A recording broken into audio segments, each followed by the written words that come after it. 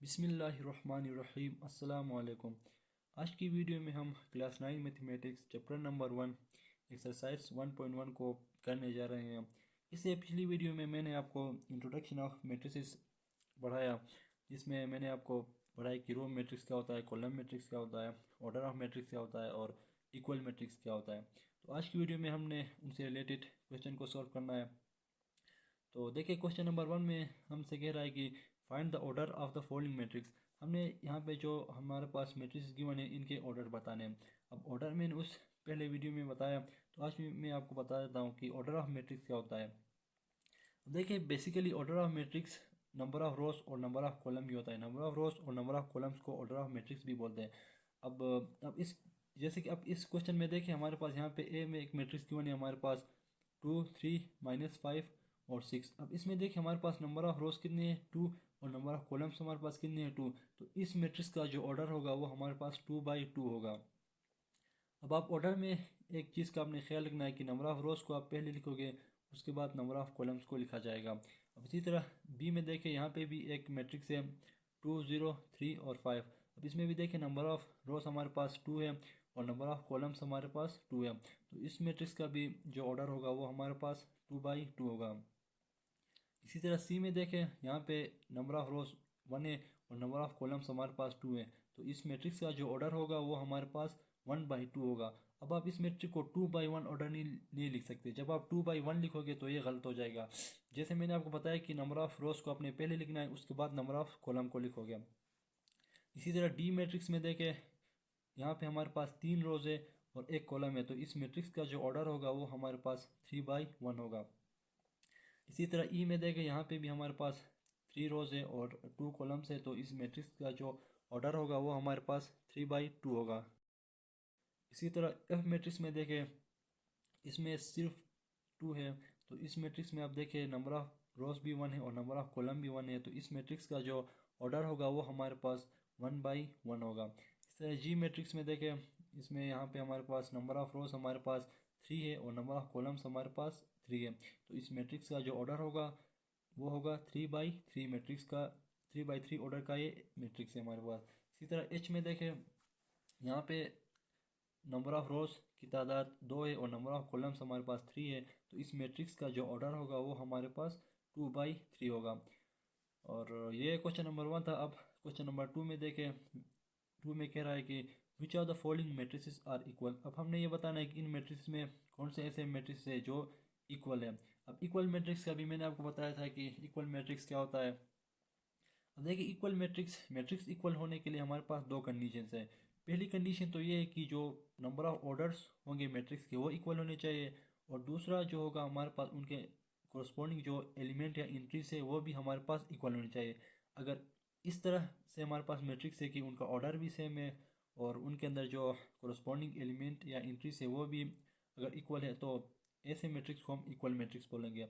अब जैसे कि अब इसमें देखें, ए मैट्रिक्स में देखें, यहाँ पे नंबर ऑफ रोज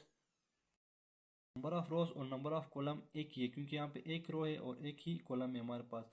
और इसी तरह जब आप सी में देखोगे, तो सी में देखिए जब आप 5 - 2 करोगे तो हमारे पास 3 होगा। मीन्स कि यहाँ पे भी एक ही रो और एक ही कॉलम होगा। मीन्स कि इनका ऑर्डर भी सेम है और कोरस्पॉन्डिंग एलिमेंट्स भी हमारे पास इक्वल होंगे। तो ये हमारे पास ए और सी हमारे पास दोनों क्या होंगे, इक्वल मैट्रिक्स होंगे, यानी कि ए इक्वल होगा सी का।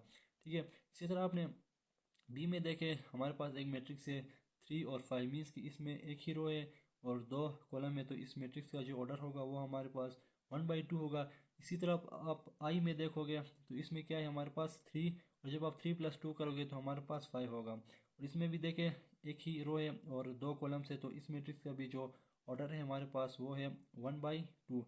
और इसी तरह बी मैट्रिक्स और आई मैट्रिक्स हमारे पास इक्वल होंगे, क्योंकि इनके दरमियान जो ऑर्डर है, कोरस्पॉन्डिंग जो एलिमेंट्स है वो भी इक्वल है और इनका ऑर्डर है वो भी सेम है हमारे पास। इसी तरह आप ई में देखें, हमारे पास है 4 0 6 2। एक मैट्रिक्स है हमारे पास, इसमें जो ऑर्डर है इसका, इस मैट्रिक्स का जो ऑर्डर है वो है 2/2 मैट्रिक्स का ऑर्डर है। और इसी तरह एच में देखें, इसमें भी 4 0 6 2, यानी कि इसमें भी ऑर्डर 2/2 मैट्रिक्स, ये भी इस मैट्रिक्स का जो ऑर्डर है वो हमारे पास 2/2 है। और इसी तरह जब आप एच में देखोगे, तो इसमें देखें 2 + 2 करोगे तो 4 आएगा, 2 - 2 करोगे तो 0 आएगा, 2 + 2 करोगे तो 4 आएगा, सॉरी 2 + 4 करोगे तो 6 आएगा, और 2 + 0 करोगे तो 2 आएगा। अब देखिए ई एच और जे मैट्रिक्स, ये हमारे पास तीनों मैट्रिक्स इक्वल है, क्योंकि इनका नंबर ऑफ ऑर्डर भी इन मैट्रिक्स के सेम है, और इनके दरमियान जो कोरस्पॉन्डिंग एलिमेंट या इंट्रीज है वो भी हमारे पास इक्वल है। और इसी तरह आप एफ मैट्रिक्स में देखें, इसमें इस मैट्रिक्स का जो ऑर्डर है वो 2/1 है, क्योंकि इसमें 2 रोज है और 1 कॉलम है। और इसी तरह आप जी मैट्रिक्स में देखोगे तो इसमें देखिए यहाँ पे 3 - 1 करोगे तो 2 आएगा, और 3 + 3 करोगे तो 6 आएगा। यानी कि इस जी मैट्रिक्स में भी हमारे पास 2/1 ऑर्डर का मैट्रिक्स है, क्योंकि इसमें 2 रोज है और 1 कॉलम है, तो एफ और जी मैट्रिक्स हमारे पास इक्वल होंगे। तो ये था हमारे पास क्वेश्चन नंबर 2। अब हम सॉल्व करते हैं क्वेश्चन नंबर 3 को। क्वेश्चन नंबर 3 में कह रहा है कि find the values of A B C and D which satisfy the matrix equation. अब हमने ए बी सी और डी की वैल्यू फाइंड करना है जो कि इस मैट्रिक्स इक्वेशन को सेटिस्फाई करना चाहिए। अब देखिए ये हमारे पास मैट्रिक्स है जो हमारे पास इक्वल मैट्रिक्स है, क्योंकि उसने क्वेश्चन में भी हमें बताया कि ये एक इक्वल मैट्रिक्स है, क्योंकि यहाँ पे देखिए इक्वलिटी है, तो इसका मतलब कि इक्वल मैट्रिक्स है। अब जब ये इक्वल मैट्रिक्स है तो ये इनके अंदर जो कोरस्पॉन्डिंग एलिमेंट या इंट्रीज होंगे वो भी इक्वल होंगे, क्योंकि हम उनको कोरस्पॉन्डिंग एलिमेंट को एक दूसरे के साथ कंपेयर कर सकते हैं, क्योंकि एक इक्वल मैट्रिक्स है। तो कंपेयर करने के बाद हम ए बी सी और डी की वैल्यू यहाँ से फाइंड करेंगे।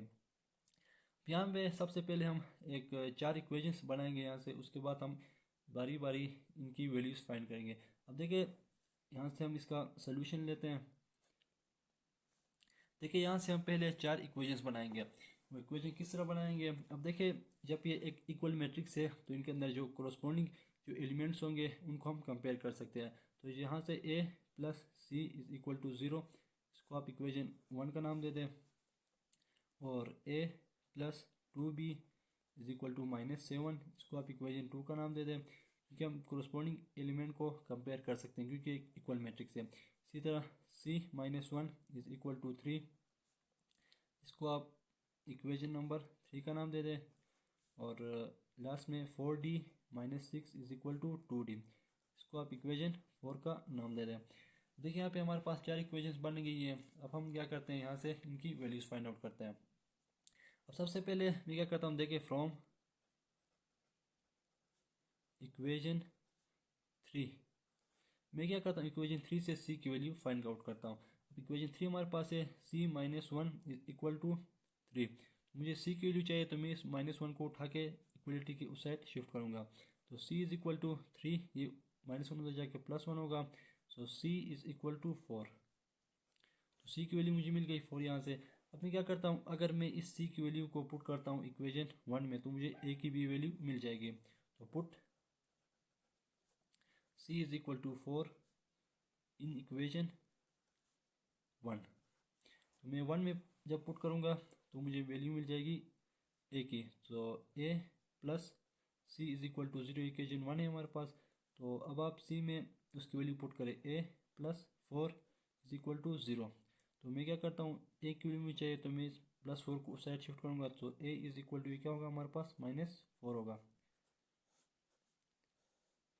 तो ये a की भी वैल्यू मिल गई हमें।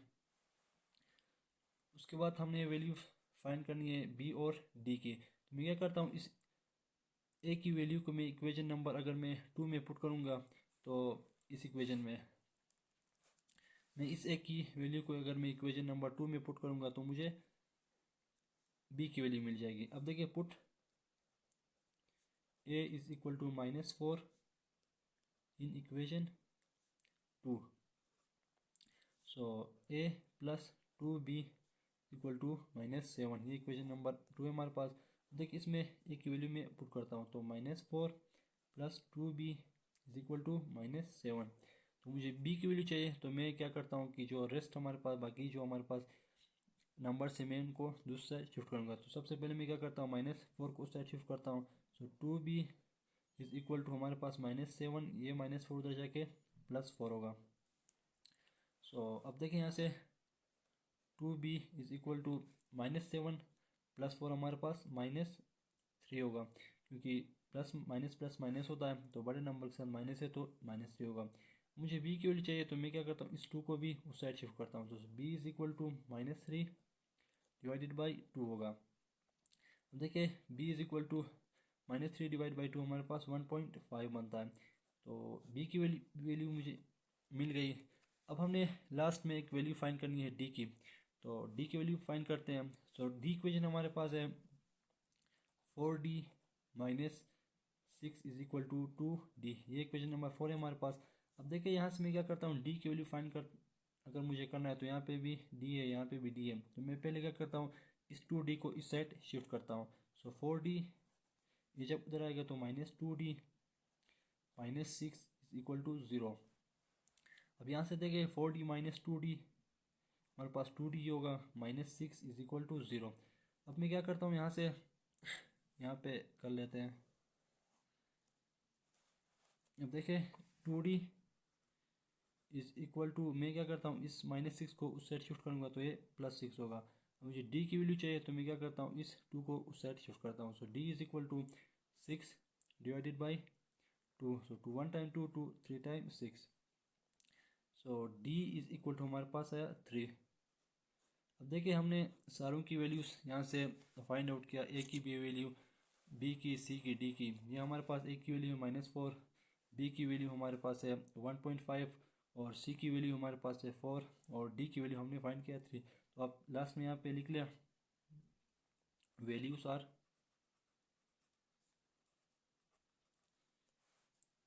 a की वैल्यू हमारे पास है -4, b की वैल्यू हमारे पास है 1.5 या -3/2 और c की वैल्यू हमारे पास है यहाँ से 4 और d की वैल्यू हमने फाइंड किया यहाँ से 3। तो ये था एक्सरसाइज 1.1 को हमने कंप्लीट कर लिया है। तो आने वाले वीडियोस में मैं आपको मज़ीद मैट्रिसेस के टाइप सिखाऊंगा नेक्स्ट वीडियो में। तब तक के लिए टेक केयर, अल्लाह हाफिज़।